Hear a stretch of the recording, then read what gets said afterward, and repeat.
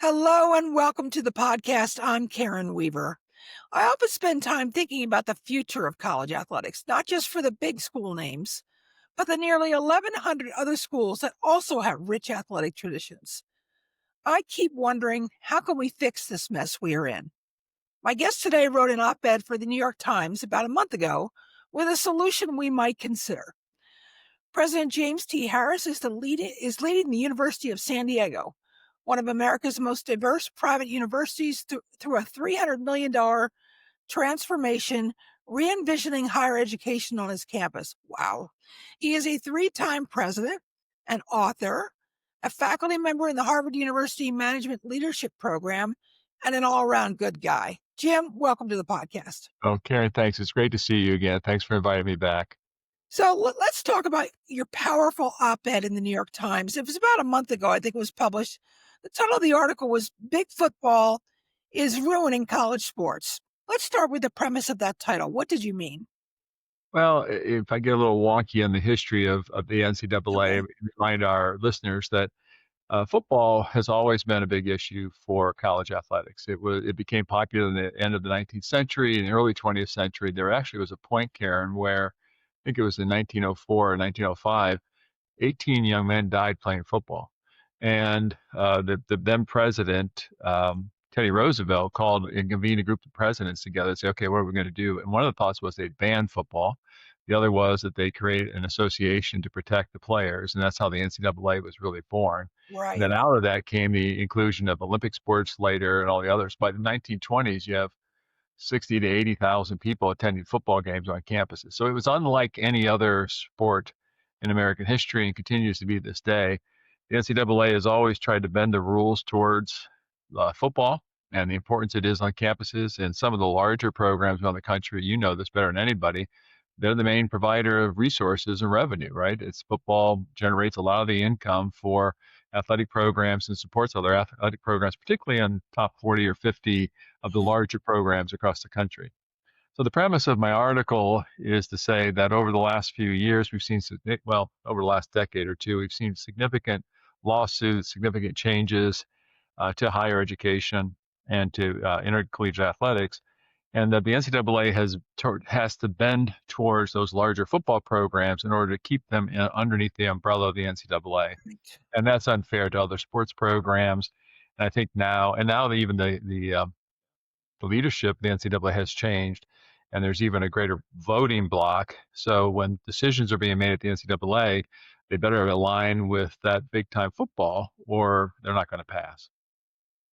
All right. So there's a lot to talk about there. Let's first start with the voting block, because as I talk to mid-major schools at non-Power 4 schools for my listeners, it would make up the largest percentage of Division I schools. Something changed over the summer with regards to the voting percentages. Can you walk us through that? Yes, I didn't follow the legislation carefully. I knew it was coming, and I had an opinion about it. And it was basically to say that I think part of it is that the Power Four programs put the most money into their athletic programs, obviously, and particularly with college football. And as more and more of the lawsuits, if more and more of the decision making comes out with regard to how we're going to bend the NCAA towards keeping incorporated these larger football programs, the voting block was that those programs in Division One felt that they needed to have more say over what's going to be happening in the NCAA going forward, or they'll take their ball and go somewhere else. I mean, it was Yeah. basically they didn't explicitly make that threat, but that's the threat that everyone was fearful of. And so it was voted in that they now have that block of the four power conferences and a handful of other schools now have the authority by the basis of the voting, the way voting has been restructured, and you know this even more detail than I, that the voting restructuring is that they can basically have the power of veto. And that's a pretty important voting power to have within the NCAA, which has never been like this before. You could argue that D1 schools always kind of had that anyway, because they made up the predominantly were on when I was the Division III chair. When I was at Widener many years ago, there were two representatives of Division III, two representatives of Division II. and the rest are made up of Division One. So they always had the voting block in Division One, and now it's been consolidated into basically those Power Four conferences. Yeah, so it's 65%. As I read the proposal before it was passed, it appears that the other conferences, the non-Power 4, have to pick off one of the Power 4 conferences in order to get their wishes passed. So let's say the Big 10, the Big 12, and the ACC all vote together, but it's possible the SEC may vote with the non-Power 4 schools. But that's the only way to get something passed. Is that right? That would be the case at this point. Yes. Yeah, yeah, okay. So it doesn't really matter what your numbers are. It's about what power or money you conceivably have in this situation. That concerns me because we know from the Knight Commission reports and others that much of this money does not go back to the NCAA in football, right? Well, the vast majority doesn't. When you think about the Division One football playoffs, it goes back Right, to the conferences that control it. Plus, they have this group of five that have one right. team that can be part of that final 12 playoff system that we currently have. But the money from all that goes back to the conferences. The bowls have always been controlled by the conferences anyway, and this is one of the biggest hits I think the NCAA receives, and it's unfair. And that is that the NCAA has all this money and they're getting for football and they're taking advantage of athletes. It really has not been. It's been the Power Four conferences, at one point the Power Five conferences, their control over the bowl games, and it's now become this new system, which the NCAA sanctions the games, but they do not receive the funding. So that money's not getting distributed. And I lost track 2 years ago, but the number is almost equal to what the basketball tournament. Yes, The NCAA gets what 95, 97% of its income from one tournament, and that's right. the men's Final Four. And that money is then distributed across the entire membership, and you earn credits depending on how far you go into the tournament. But it pays, for example, for the vast majority of the Division Three budget, and comes out of that tournament.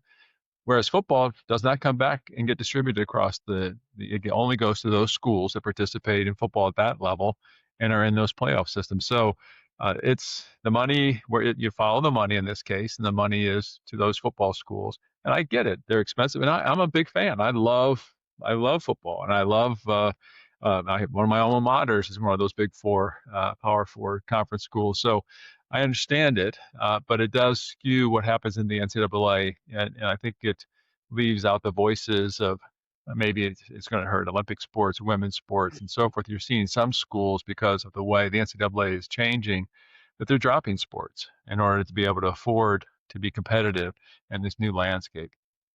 It really strikes me as this is one of the key penultimate talking points that we ought to be having more conversations about, because if the expenses hit against the NCAA, and that's for enforcement and all the things that go in structurally to all 90 sports in the NCAA, but all the revenues just go to those four schools, then why should they get to have that kind of voting power if none of the other benefits are accruing to the other schools?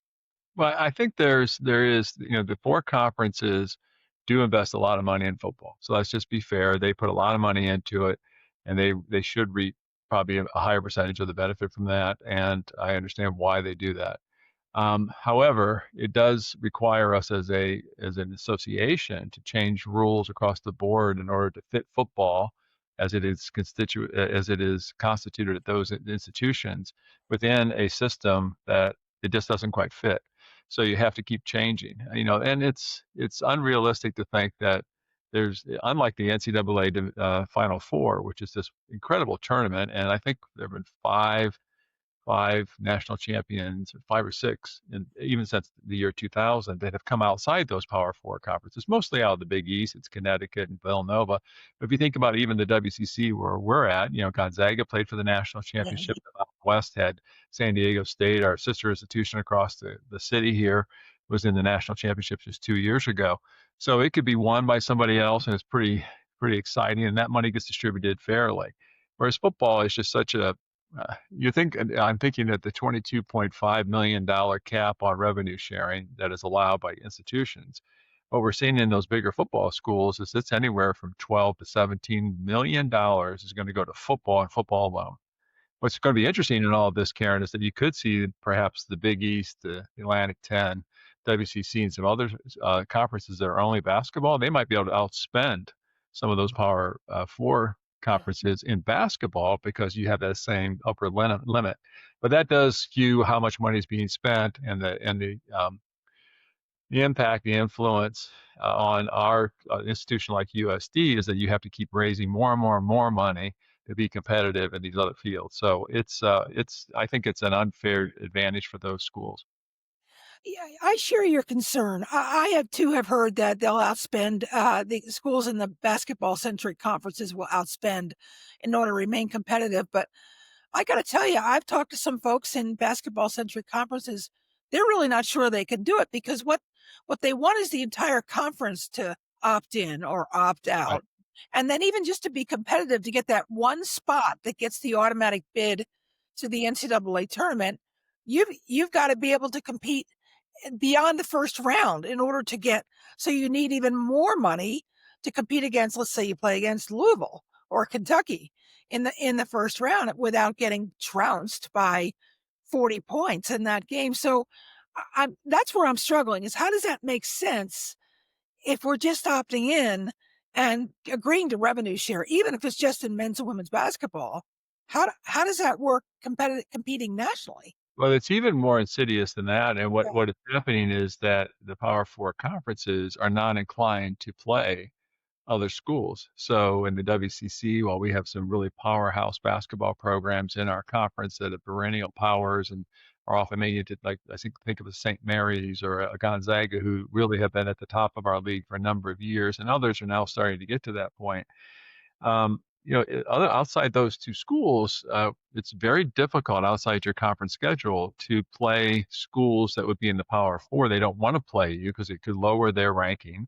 And those conferences are trying to get 6, 8 schools into the national playoffs, and they want to limit the other conferences to one. And so therefore, if they don't play you, you can't get your RPI up high enough to be able to be in the contention for being part of the 64 or what now is the 68.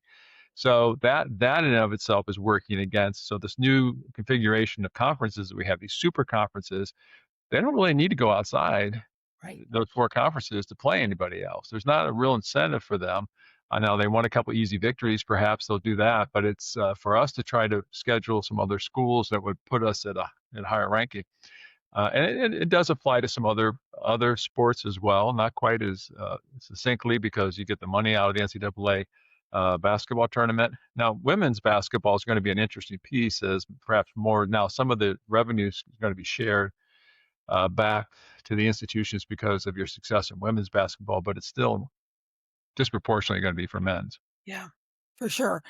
And thankfully, they renegotiated that television agreement a couple of years ago for women's sports to drive more revenues. But when I listen to you talk about it, and I'm familiar with it, but if I was an outsider listening to this game, this structure of trying to compete against the top teams to raise your RPI to get into the tournament, but the other top teams don't really want you there, so they won't schedule you. It sounds a little bit like a wreck. And I'm thinking to myself, okay, when are we going to recognize that this really is a wreck?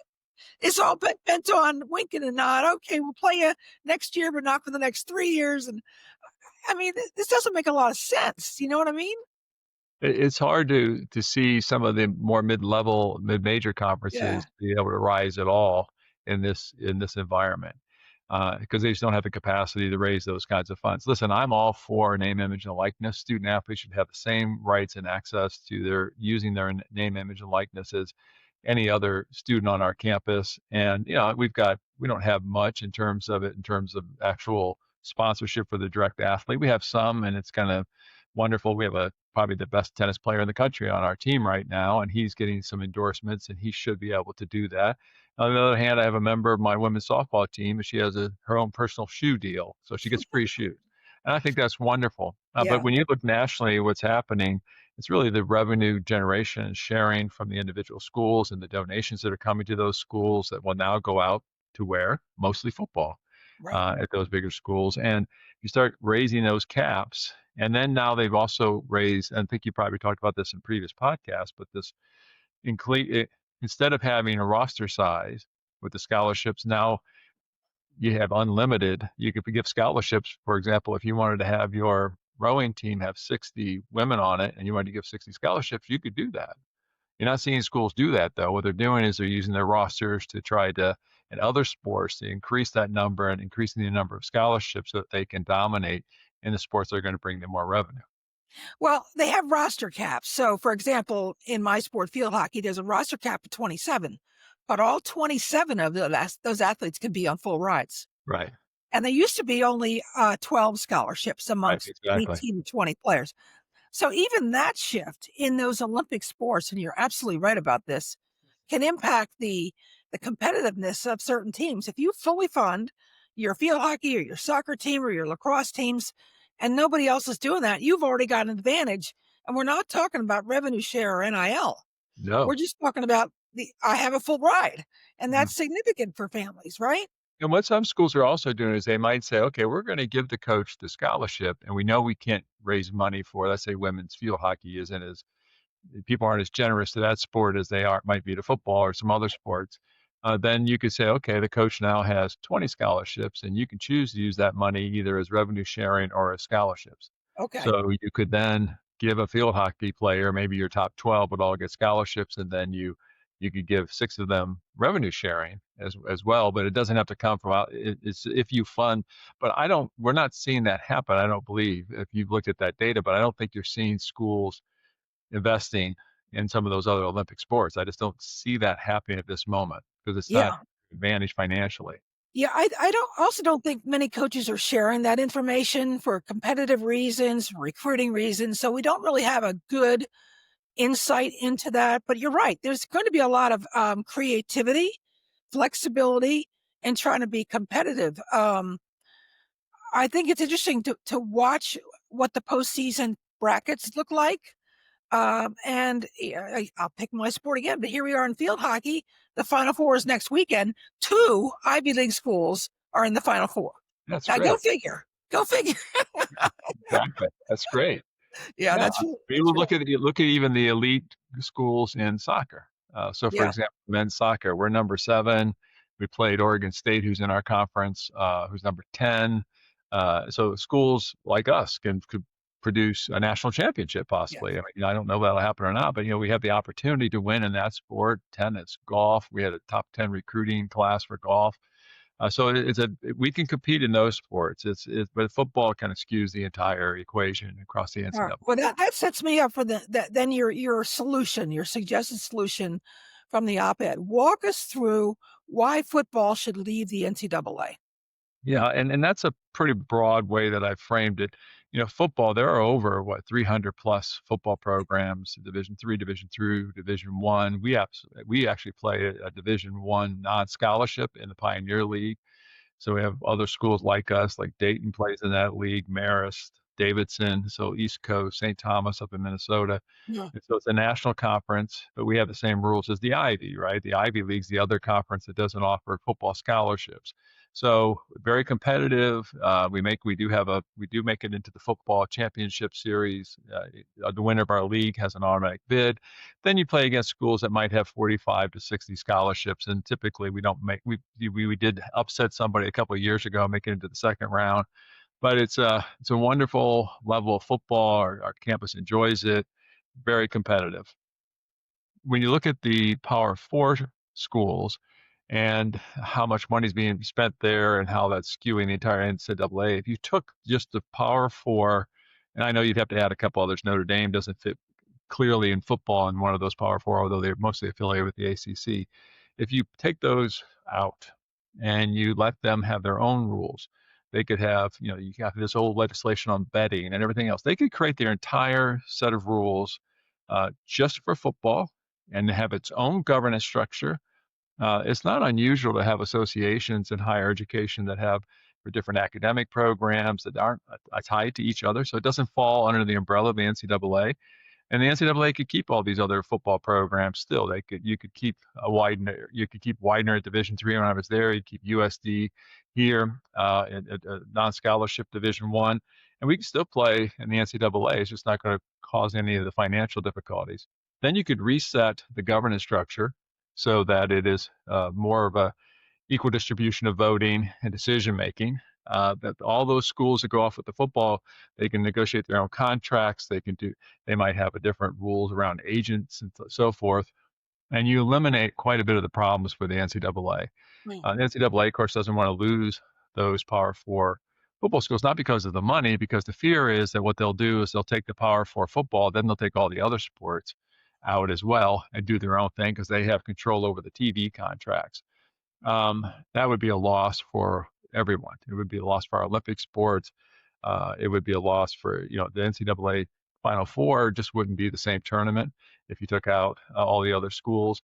So it's an option I think that we should look at. Of course, the Power 4 would have to vote for that because they're the ones who control the votes. Yeah. But I think it'd be to their advantage. They can run it as they wish.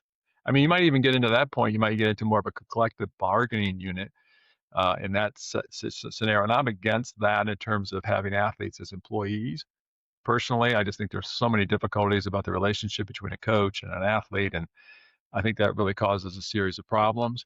But in that conference, they might be able to have some kind of collective bargaining agreement that puts a cap on, so they're not spending so much money. And you can't get to that point the way it's set up at this moment. So I think it is worth thinking about and considering, but it would take them, they'd have to vote themselves to go do this as a separate. I think the NCAA would become stronger then. I really do. I think what would be remaining of the NCAA, so you're taking basically 68, 69 football program schools out, let them go do their own thing. And then we return and I think it also would lead to leagues being reconsidered and conferences again. The reason you have the Stanford and Berkeley and the ACC is because of football. There's no other reason you have them in that conference. And why are you sending women's field hockey to Durham on a Tuesday night to play field hockey? It doesn't make any sense at all. And they're not flying charter. So, Yeah. and now you're They're having flying through Chicago. yeah, exactly. Yeah. So it's gonna. It just doesn't make a lot of sense the way it's set up right now. Yeah. Yeah.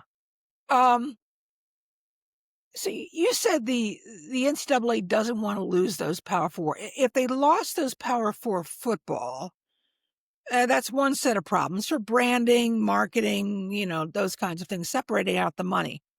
But I share your concern about the basketball schools wanting to be a part of that concept as well. Yeah. I can't imagine, and I've known many basketball coaches, you have too, who have really high aspirations for their own career, for their players' careers, for their schools, who think that, no, we have to be associated with the best. If you lop off the best and put them somewhere else, then who are we? And I think that's one of those existential questions that we want to ask for the folks who don't go to that elite group, to the collective bargaining and that type of thing. Who are we in this new world? Well, it's an interesting choice of words too. Like we want to be with the best. I would argue that if you return to a more balanced scenario within the NCAA, and you got to figure out these things without football, you actually would then have a much more competitive landscape across the board. You'd have the conferences return to maybe more regional. You'd have opportunities to, like we could play into some of those, have opportunities in the mid majors to play some of those Power 4 conferences with basketball and others. Listen, the Power 4 would still remain the Power 4, even without football. They're still more likely, just based on their revenue sources and their histories, to put more money into athletics.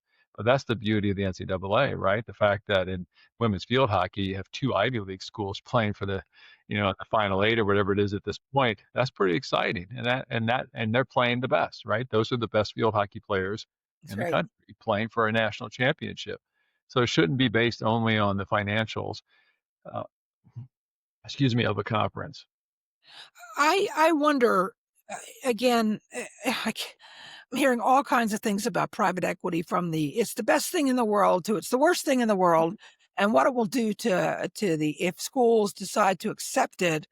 the structure. And I wonder if we send the Power Four schools off, will they want to be so competitive that they will have no incentive to keep their current NCAA minimum sport requirement, which is 16 if you have football, scholarship minimums, some semblance of Title IX.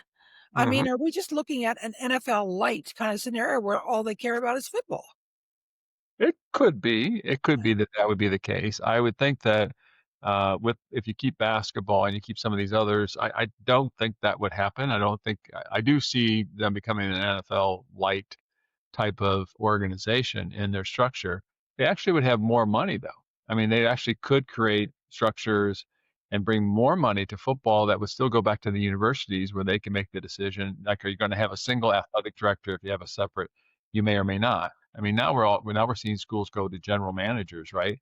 right. In addition to just negotiate all these contracts that they have to do, and that sets up an inequity already in the athletic departments where you have a general manager for maybe for football and basketball, not for field hockey or not for tennis or not. I mean, and when you look at the distribution of funding right now, I think in our conference, because we don't have football, it's like 87% of the money is all going to basketball, small percentage going to some other sports, and women's sports are disproportionately disadvantaged across the country in terms of that distribution.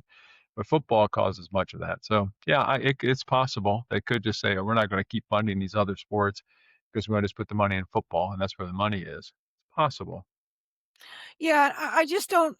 What that is what has kept the NCAA together is this broad-based, holistic sport offering. Now, whether schools actually fund it that way is another story, but there's been this pressure to retain a certain number of sports, hopefully to be good in a certain number of sports.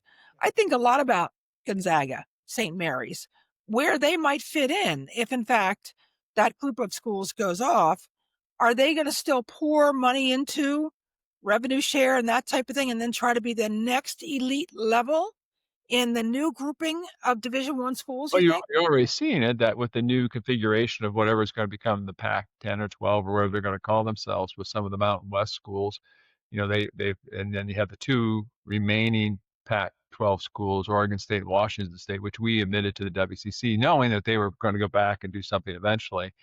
They stripped off Gonzaga from us to go into this new league, and Gonzaga's not going to add football. So you have this idea that there's going to be a couple basketball, but they had better be basketball programs that can generate a lot of revenue, right, from the NCAA. And Gonzaga is one that probably could do that, at least in the current configuration. But you're right; they will start to strip off some of these schools out of those programs, and you'll see. The Big 12 had talked about becoming a real basketball-centric conference, and Yeah. trying to take out some of these other schools that may not have football, just so they can add to the RPI and make the Big 12 even stronger and get more schools into the NCAA tournament. So Charlie Baker has done a lot of talking about trying to get a partial or full antitrust exemption from Congress to try to resolve some of these, exorbitant budget growing and that type of thing. What's your take on all of that? Do you think that's the best strategy, or do you have another strategy besides what you've offered in the New York Times piece? I don't have another strategy. I think Charlie's in a really difficult position, and I think he was the right person at the right time for this role, given what was going on in Congress. I mean, even just trying to get the NIL, I mean, we still have 35 different states with 35 different rules, and we haven't even clarified that. So I think it's a step in the right direction to think about antitrust. It's about getting a clarification on these NIL rules across the nation, and can we get some type of national program going? I think my proposal for taking the Power Four football programs out might help them get there because you could then say, okay, this is what most of you are really concerned about. Let's just take it and set it aside, do different things with that.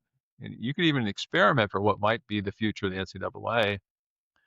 They might do some things that might even actually help the NCAA figure out some of these other issues in the long run. But I don't really have any brilliant solutions that I could offer to you today that, this is how we really should be thinking about it differently.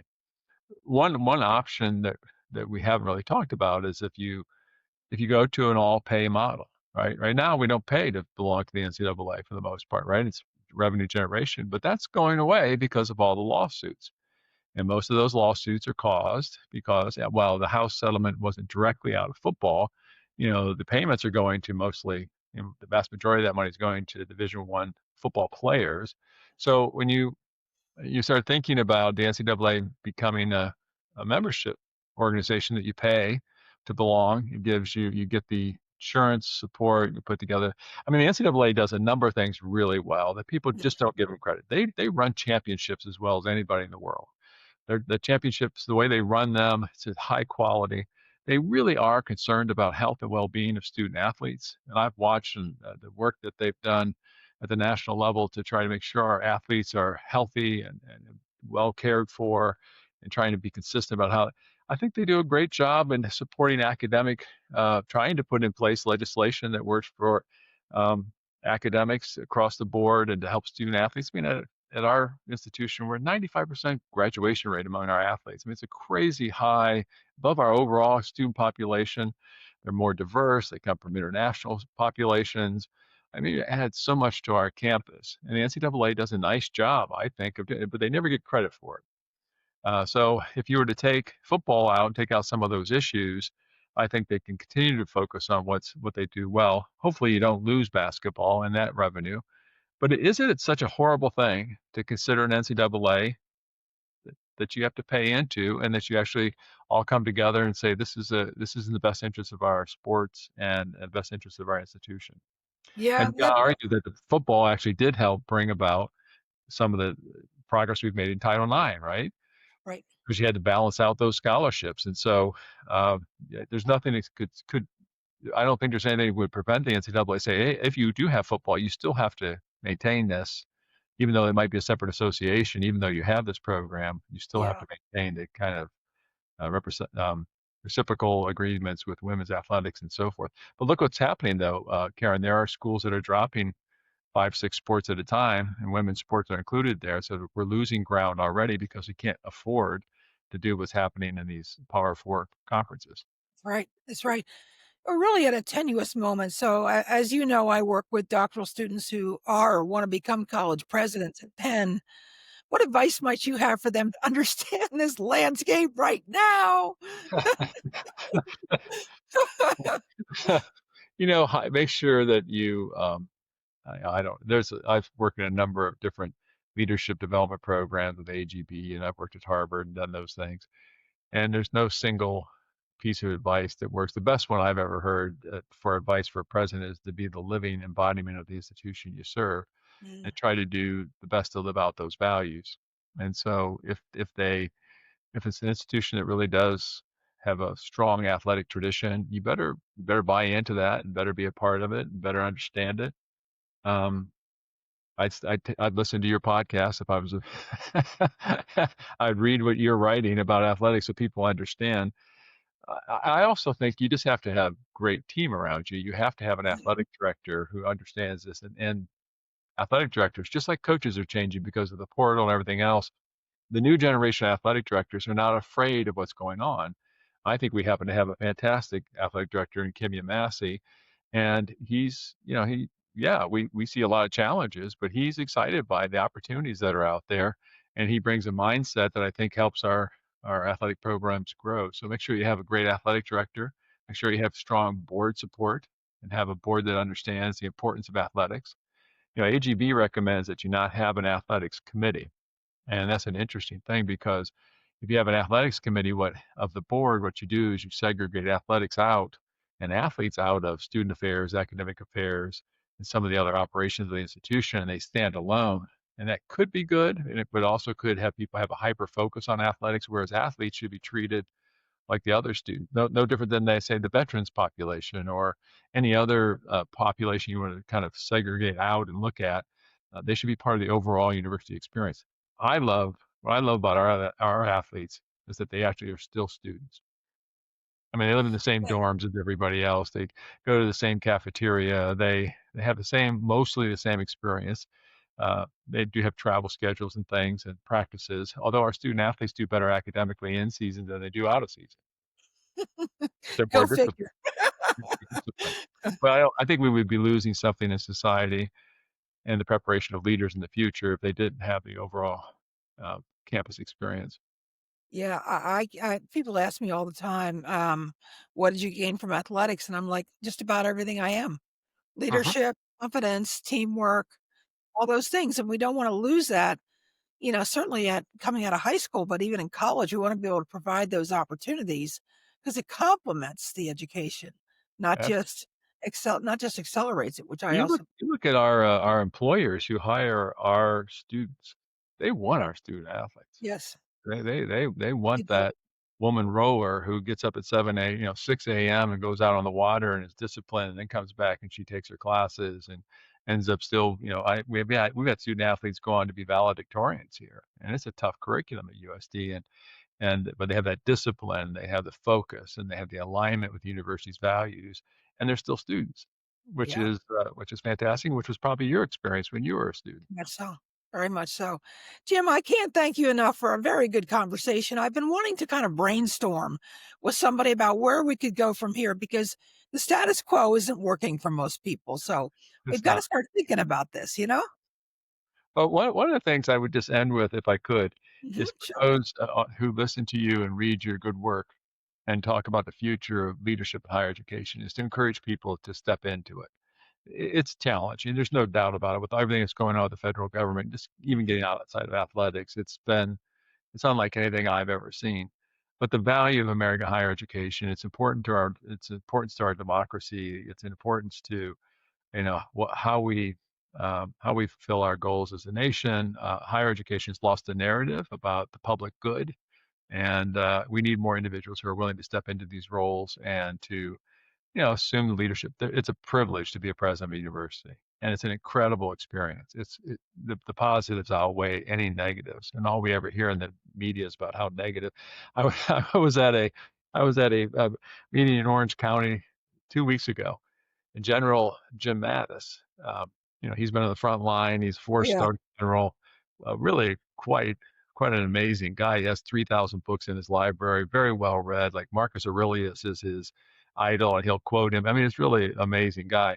And he he was talking to a group of business leaders, about 50 or 60 people in the room, and then he stops and he says, "Where's Jim Harris at?" And he points me out. And he goes, "I wouldn't want his job." Oh my gosh. Wow. Yeah, you probably don't right now. Yeah, Okay. well, these are wonderful jobs, and we need more Yeah, people willing to step in we and do. on the leadership role. So thank you We for helping absolutely. to prepare them. Yeah, no, no, it's been my pleasure, and it's great to meet you, and I look forward to our continuing conversations, Jim. Thanks for joining me today. Thanks. Keep up the good work. Thank you. Thank you.